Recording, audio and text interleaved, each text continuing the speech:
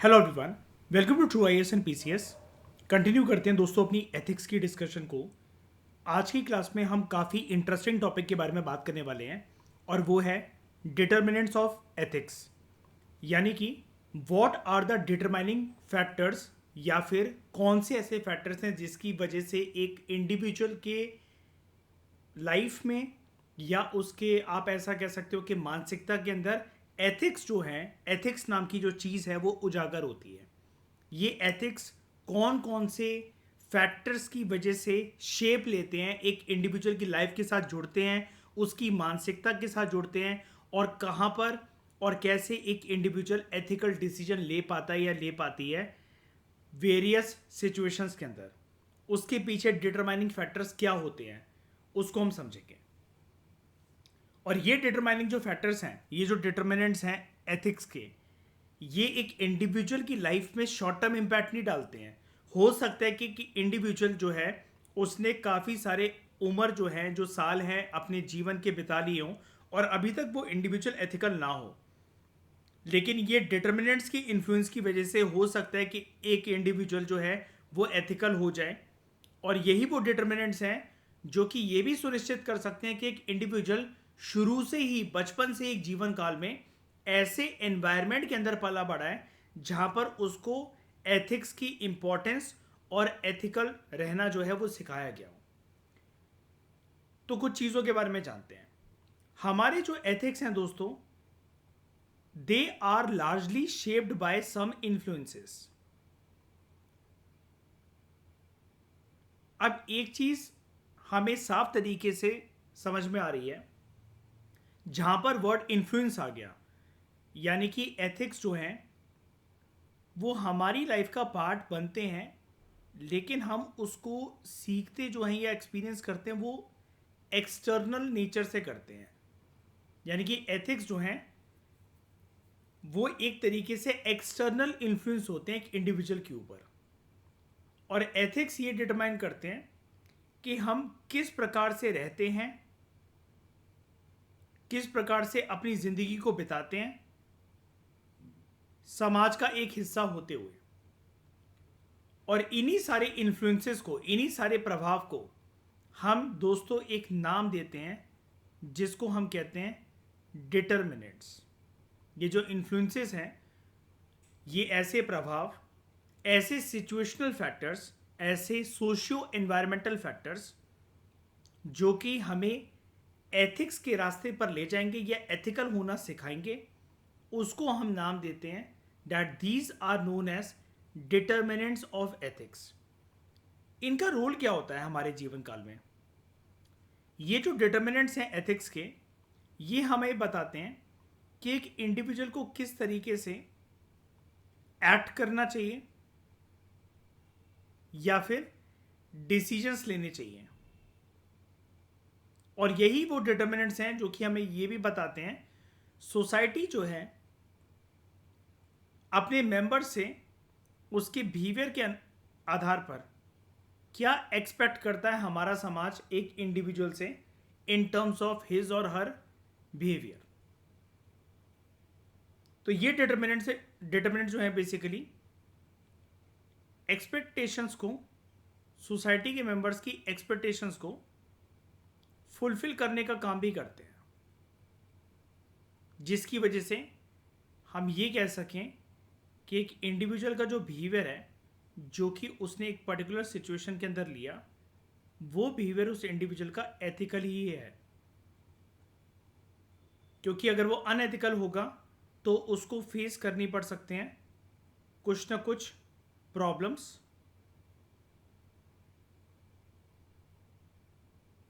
In the form of punishments. और इसका prominent example क्या होता है? फॉर एग्जांपल,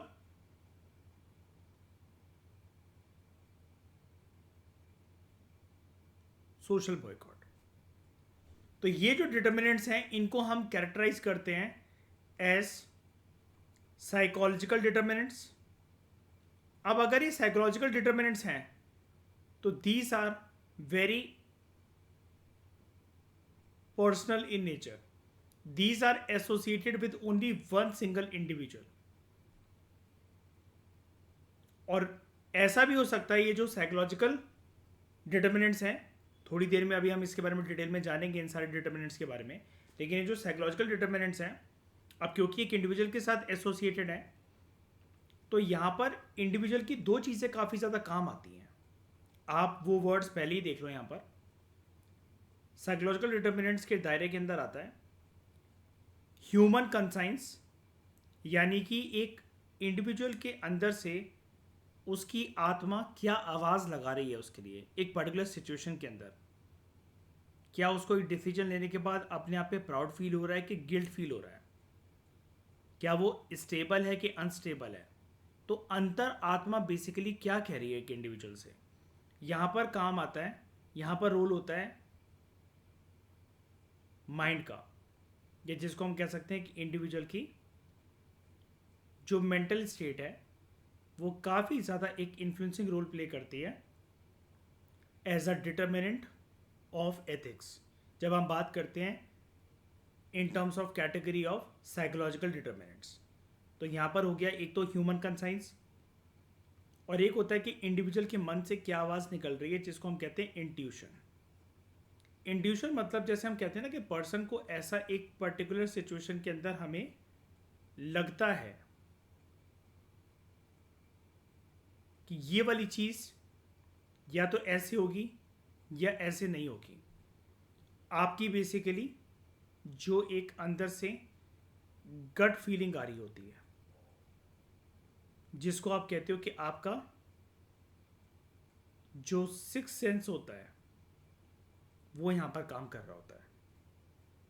तो दीज आर साइकोलॉजिकल डिटर्मिनेंट्स. यहाँ पर आप देख रहे हो ना कि इंडिविजुअल को एथिकल होना कोई बाहर का फैक्टर नहीं सिखा रहा है. हो सकता है कि इंडिविजुअल को बैकग्राउंड में कुछ एक्सपीरियंस मिल रखे हो, उसके बाद उन एक्सपीरियंस के आधार पर एक इंडिविजुअल जो है रात को रिव्यू कर रहा हो पूरे दिनचर्या के बाद, पूरे दिन बिताने के बाद अपने डिसीजंस को, अपने थिंकिंग को, क्या वो आराम से सो पा रहा है, सो पा रही है या फिर नहीं, या उसने अगर किसी के साथ कुछ बुरा करा या अच्छा करा तो उसको उस चीज़ के ऊपर प्राउड फीलिंग है या फिर उसकी अंतरात्मा उसको कोस रही है.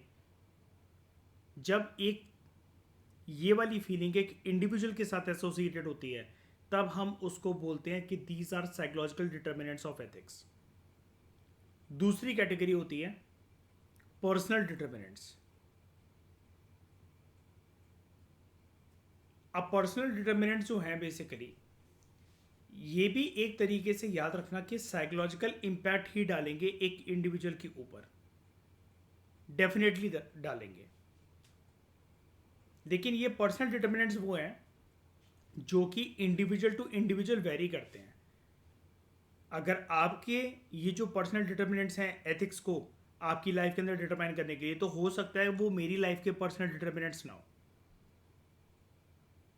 एग्जाम्पल के तौर पर यहाँ पर आप बात कर सकते हो पर्सनल डिटर्मिनेंट्स के अंदर.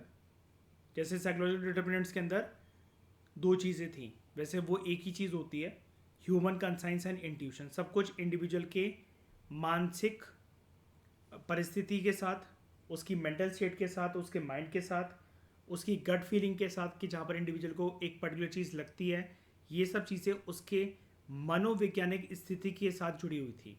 पर्सनल डिटर्मिनेंट्स में एक इंडिविजुअल की लाइफ में पर्सनली जिन चीज़ों का प्रभाव होता है हम यहाँ पर उसके बारे में बात करते हैं, जिसका अल्टीमेटली जाकर जो इम्पैक्ट निकलता है वो एक इंडिविजुअल के मानसिक परिस्थिति पर निकलता है. For example qualities like leadership qualities या फिर वेरियस फिलोसफीज. तो अगर जो है पर्सन किसी लीडरशिप से या फिलोसफी से बेसिकली यहाँ पर क्या है इंस्पायर्ड है, तो यहाँ पर एक इंडिविजुअल की जिस चीज़ के साथ इंस्पिरेशन जुड़ी हुई है, तो यहाँ पर जो इंस्पिरेशन है वो एक डिटर्मिनेंट के तौर पर वर्क कर रही है in determining the ethics in an individuals life.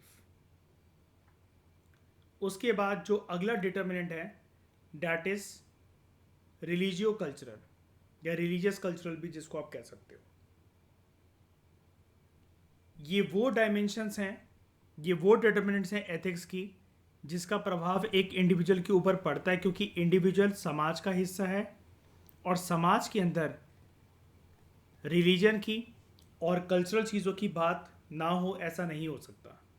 क्योंकि इंडिविजुअल दुनिया के किसी भी कोने में रह रहा हो, लेकिन जिस जगह पर एक इंडिविजुअल रह रहा है उस पर्टिकुलर जगह का अपना खुद का एक कल्चर होता है, रीति रिवाज परंपराएं होती हैं और वहाँ पर धर्मों का पालन भी करा जाता है।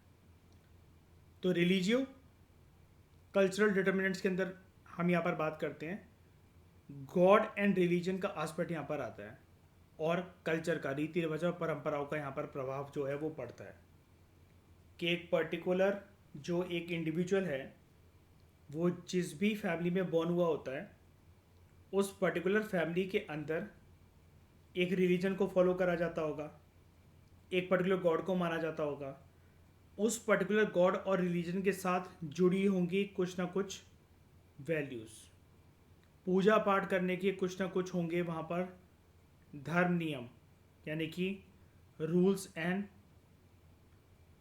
रेगुलेशंस। और इंडिविजुअल एक कल्चर का भी पार्ट है, तो वहाँ पर कल्चर के दायरे के अंदर हम यहाँ पर बात करते हैं कुछ written unwritten rules and regulations की, जो कि सोसाइटी के मेंबर से एक्सपेक्ट करा जाता है कि इंडिविजुअल जो है उसको फॉलो करेंगे, जिसको हम आम भाषा के अंदर कहते हैं नॉर्म्स, रिटन या फिर unwritten rules which every member of a society is expected to follow. तो ये जो रिलीजियो कल्चरल डिटर्मिनेंट्स हैं, रिलीजियस कल्चर डिटर्मिनेंट्स हैं like God and religion and culture, ये भी एक इंडिविजुअल को एथिकल बनाने के लिए काम आते हैं। ये भी एक इम्पॉर्टेंट डिटर्मिनेंट्स हैं एथिक्स के। उसके बाद अगर हम बात करें नेक्स्ट डिटर्मिनेंट्स की ऑफ एथिक्स के दायरे के अंदर, तो वो है सोशियो पॉलिटिकल। ठीक है, यहाँ पर भी चीज़ें सोसाइटी के एस्पेक्ट से ही जुड़ी हुई हैं और यहाँ पर ये जो सोशियो पॉलिटिकल है ना, पॉलिटिकल वर्ड से तो आप समझ गए कि कुछ पॉलिटिकल चीज़ें, कुछ पॉलिटिकल जो टॉपिक्स हैं वो एक इंडिविजुअल के ऊपर प्रभाव डाल रहे हैं उसको एथिकल बनाने के लिए। बट यहाँ पर ये जो सोशियो वर्ड है ना, यहाँ पर सोशियो वर्ड का मतलब है सोशलाइजेशन एजेंट्स, जिससे एक इंडिविजुअल जो होता है वो अपने जीवन काल में घिरा रहता है या घिरी रहती है और उसका प्रभाव एक इंडिविजुअल की मानसिक परिस्थिति के ऊपर पड़ता ही पड़ता है। फॉर एग्ज़ाम्पल, जैसा कि हम हमेशा डिस्कस करते ही हैं इस चीज़ को, एक इंडिविजुअल के ऊपर 4 चीज़ों का बचपन से लेकर जो एडोलेसेंट की स्टेज होती है वहाँ तक इसका प्रभाव रहता है और हो सकता है कि जीवन भर भी रहे। लाइक इंडिविजुअल किस किस चीज़ों से घिरा रहता है, वो होते हैं एजेंट्स ऑफ सोशलाइजेशन। जनरली ये 4 माने जाते हैं: parents, teachers, friends and other significant persons. और मैंने आपको पहले भी बता रखा है कि अदर सिग्निफिकेंट पर्सन जो है इसके अंदर आप वेरियस चीज़ों की बात कर सकते हो। लाइक ये रोल मॉडल्स भी हो सकते हैं, ये कुछ ऐसे टॉपिक्स भी हो सकते हैं जिससे एक इंडिविजुअल इंस्पायर्ड है। लेकिन कुल मिलाकर बात यही है, 100 बातों की एक बात, कि एक इंडिविजुअल के जीवन काल में हमें एक इंडिविजुअल की लाइफ में इन सब चीज़ों का एक अच्छा खासा गहरा प्रभाव जो है वो देखने को मिलता ही मिलता है parents, teachers, friends and other significant persons. और इन सबको मिलाकर कंबाइंडली हम कहते हैं कि these are agents of socialization या फिर सोशलाइजेशन एजेंट्स। और ये कितने होते हैं? These are 4 in number. ठीक है, तो ये है topics of God and religion या कल्चर, सॉरी, ये जो सोशियो पॉलिटिकल डिटर्मिनेंट्स हैं ये हैं हमारे agents of socialization and some political topics. अब इसके अंदर क्या क्या चीज़ें आती हैं? इसके अंदर सबसे पहले तो आता है आपका जो एजेंट्स ऑफ सोशलाइजेशन होते हैं, जैसे फैमिली, टीचर्स। मैंने आपको 2 एक्स्ट्रा और बता दिए, friends and other significant persons. इसके अलावा यहाँ पर ना जो आपको जीवन में अपने अनुभव जो मिलते हैं, जो लाइफ एक्सपीरियंसेस मिलते हैं, उनकी भी काफ़ी ज़्यादा अहम भूमिका यहाँ पर मानी जाती है, समझी जाती है। ठीक है, इस सोशियो पॉलिटिकल डिटर्मिनेंट्स के फैक्टर के अंदर लाइफ एक्सपीरियंसेस। और इसके अलावा यहाँ पर इस family, teachers, socialization agents, life experiences के अलावा हम यहाँ पर जो कुछ पॉलिटिकल फैक्टर्स की जो बात करते हैं, क्योंकि यहाँ पर क्या था, इस डिटर्मिनेंट को बोला जा रहा है सोशियो पॉलिटिकल। तो यहाँ पर जो पॉलिटिकल फैक्टर्स की जो हम बात करते हैं उसके अंदर यहाँ पर शामिल होते हैं topics like law, topics like society, ठीक है, एंड एक आपके देश का, आपके जिस भी कंट्री का पार्ट हो, वहाँ का जो संविधान होता है वो। ठीक है, तो इतनी बात आपको आई होप अच्छे से क्लैरिटी मिल गई होगी इतनी बात की। अब हम बढ़ते हैं सबसे पहले डिटर्मिनेंट की तरफ, जो कि है साइकोलॉजिकल डिटर्मिनेंट। साइकोलॉजिकल डिटर्मिनेंट में क्या था, ह्यूमन कंसाइंस एंड इंट्यूशन। तो साइकोलॉजिकल डिटर्मिनेंट जो है एक ऐसा डिटर्मिनेंट, एक ऐसा डिटरमाइनिंग फैक्टर जो कि एक इंडिविजुअल की साइकोलॉजी पे इम्पैक्ट डालने की कोशिश करेगा, एक इंडिविजुअल की साइकोलॉजी पे इम्पैक्ट डालने की कोशिश करेगा, जो कि एसोसिएटेड है उसके माइंड के साथ, या हम कह सकते हैं मेंटल स्टेट के साथ। और ये माइंड और मेंटल स्टेट चेंज इस प्रकार से होगी जहाँ पर इंडिविजुअल जो है वो एथिकल होगा या एथिकल होगी इन टर्म्स ऑफ हिज और हर एक्शंस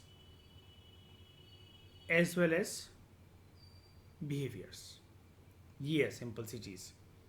अब थोड़ा सा डीप तरीके से समझते हैं कि यहाँ पर दो शब्दों की बात करी जाएगी, कंसाइंस एंड इंट्यूशन। इंट्यूशन है आपकी गट फीलिंग, कंसाइंस है आपकी अंतरात्मा की आवाज़। वो भी एक तरीके से इंट्यूशन का ही पार्ट है, इसलिए मैं आपको बोल रहा था कि ये दो अलग अलग फैक्टर्स नहीं है कि ह्यूमन कंसाइंस एक और ह्यूमन इंट्यूशन को आप अलग अलग करके समझो। हालांकि अभी हम थोड़ी देर के अंदर फ़र्क भी जानेंगे कि what is the core difference between these two terms of conscience and intuition. सबसे पहले बेसिक बातें कुछ करते हैं। ये जो स्कूल ऑफ थॉट है, यानी कि कुछ जो फिलोसफर्स हैं जो इस चीज़ के ऊपर यकीन करते हैं कि साइकोलॉजिकल डिटर्मिनेंट के अंदर ह्यूमन कंसाइंस और ह्यूमन इंट्यूशन की अहम भूमिका होती है, उनका दोस्तों ये मानना है कि अच्छी चीज़ या सही चीज़ ना हमेशा अच्छी ही होती है। ये एक ऐसा सिक्का है जिसका कोई दूसरा पहलू नहीं हो सकता। अच्छी चीज़ इसलिए अच्छी है सिंपली बिकॉज वो अच्छी है। यहाँ पर कोई भी चीज़, कोई भी एक्शन, कोई भी बिहेवियर अगर अच्छा है तो वहाँ पर दूसरा एस्पेक्ट कभी आएगा ही नहीं। यानी कि वहाँ पर बात सिर्फ गुडनेस की होगी, बैडनेस वाला एस्पेक्ट आएगा ही नहीं। और इस चीज़ में किसी भी प्रकार की कोई जस्टिफिकेशन की नीड होती ही नहीं है। ऐसा इस स्कूल ऑफ थॉट के फिलोसफर्स का, एथिकल थिंकर्स का मानना है।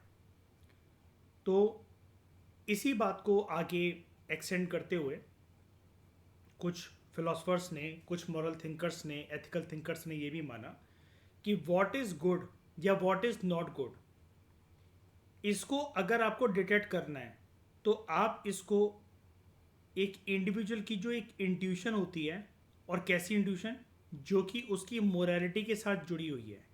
यानी कि एक सामने वाले की गट फीलिंग कि अगर आपने खुद से कुछ एक एक्शन लिया या किसी अन्य पर्सन ने एक एक्शन लिया या बिहेव करा एक पर्टिकुलर सिचुएशन के अंदर, तो क्या वो गुड था या बैड था, क्या वो मॉरली राइट था या मॉरली रॉन्ग था। तो राइटर यहाँ पर आपको ये कह रहे हैं कि कोई भी चीज़ जो गुड है या नहीं है उसको डिटेक्ट करा जा सकता है by the intuitive moral sense. ठीक है, यानी कि आपकी ऐसी इंट्यूशन जो कि मॉरली एक्टिव हो। अब बेसिक मॉरल ट्रुथ्स जो होते हैं, यानी कि आपको सामने वाले का बिहेवियर, उसकी बातें, उसका स्वभाव, एज वेल एज खुद का बिहेवियर, खुद की बातें, खुद का स्वभाव, रवैया, ये सब देखकर, एनालाइज करके, इसको अंडरस्टैंड करके आपको पता लग जाता है कि मॉरल ट्रूथ्स जो है बेसिकली क्या है। क्या आपने जिस तरीके से एक्ट करा या सामने वाले ने किसी और के साथ जिस तरीके से एक्ट करा, क्या वो चीज़ मॉरली ठीक थी या नहीं थी। बेसिक मॉरल ट्रूथ जो होते हैं they are self evident to a person. Self evident का मतलब ये होता है आप उसके पीछे कितना भी झूठ बोल लो, किसी भी एक टॉपिक के पीछे आपको पता होता है दोस्तों कि आपने क्या करा है। या आप किसी को कितना भी सपोर्ट कर लो, आप उससे क्योंकि प्यार करते हो, लेकिन आपको पता है कि सामने वाला कितना सही था कितना गलत था। आप किसी को कितना भी फंसा लो जबकि आपको पता है कि सामने वाला सही था, लेकिन गेम जो है सिचुएशन का, परिस्थिति का, वो आपके हाथ में है, तो आप सामने वाले को फंसवाए जा रहे हो किसी और को बचाने के लिए। आपको भी पता होगा ये वाली चीज़ आप क्या सही कर रहे हो क्या गलत कर रहे हो। ये जो मैंने एग्जाम्पल्स दिए ना, इसी को बोला जाता है कि दीज मॉरल ट्रूथ्स आर, या any moral truth is self evident.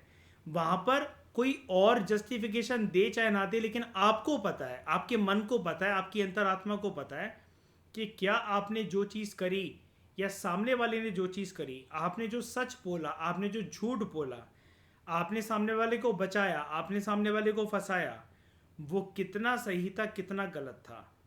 दुनिया के सबूतों की बात एक अलग चीज़ है, लेकिन आपने जो सिचुएशन प्रेजेंट, आपने जो सिचुएशन बनाई, आपने जो रियलिटी प्रेजेंट करी, आपने जो सच बोले, आपने जो झूठ बोले, हो सकता है आपने झूठ बोले किसी और को बचाने के लिए, किसी और की मदद करने के लिए, आपके सच बोलने की वजह से किसी का बहुत भारी भरकम नुकसान हो गया।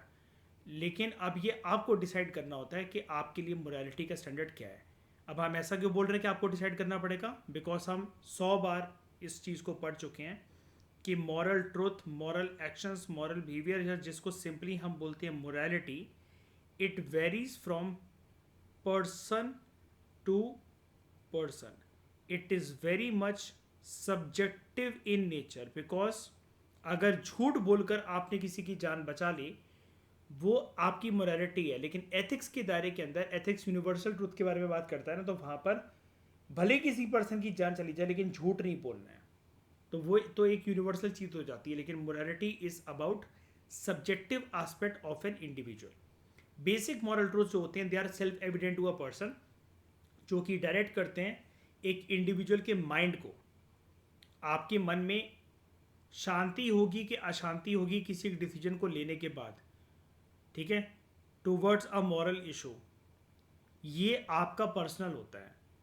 जिन मुद्दों के लिए रात को अगर आप जाग रहे हो ना, आपको नींद नहीं आ रही है, आप ऊपर जो है छत की तरफ देख रहे हो, आप तारे गिन रहे हो, आप पंखे की तरफ देख रहे हो, आपका मन विचलित है, आपको नींद नहीं आ पा रही है, किसी भी टॉपिक को सोचते हो, तो वो टॉपिक हो सकता है कि सिर्फ आपको तंग कर रहा हो, किसी और को तंग ना कर रहा हो, बिकॉज वहां पर मोरालिटी का क्वेश्चन आपके साथ जुड़ा हुआ है, पूरी दुनिया के साथ नहीं जुड़ा हुआ है।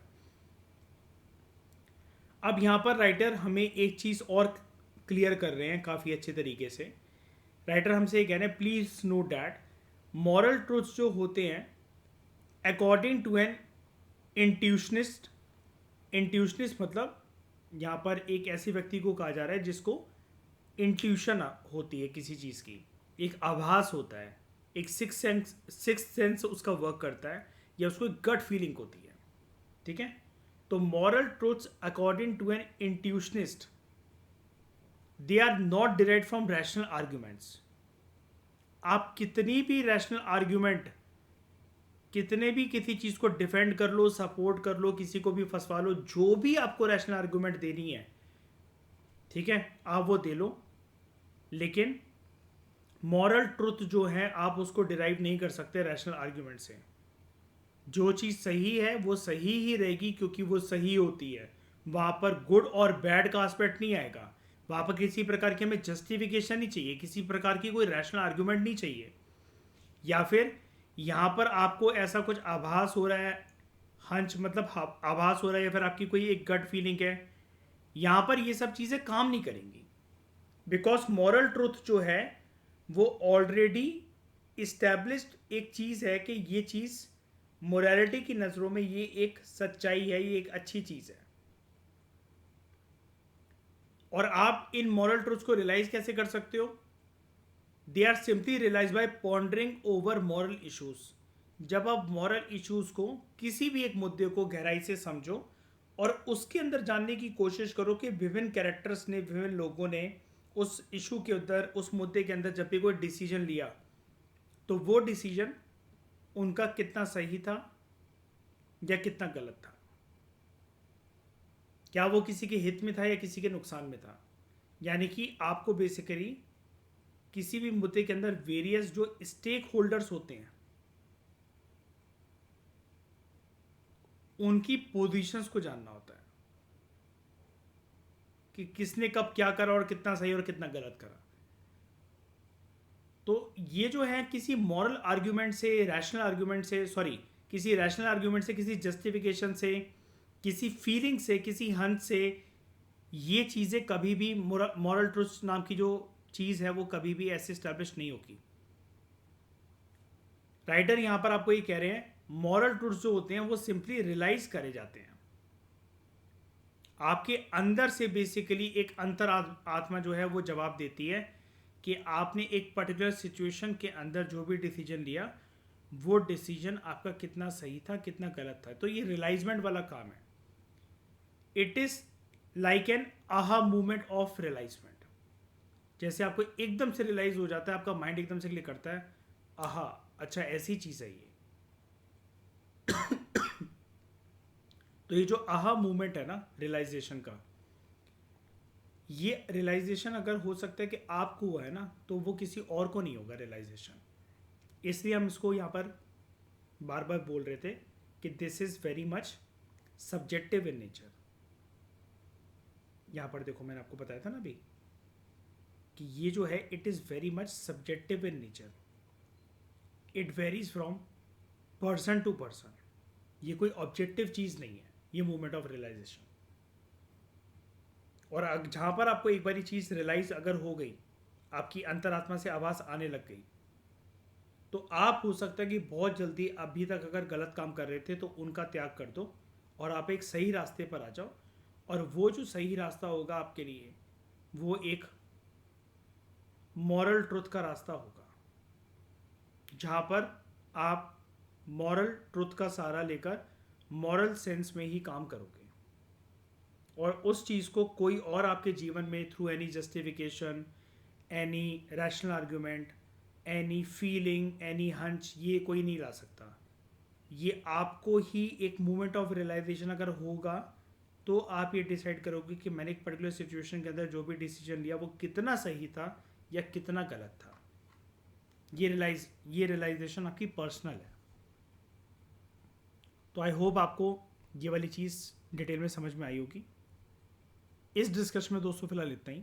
Thank you very much for discussion.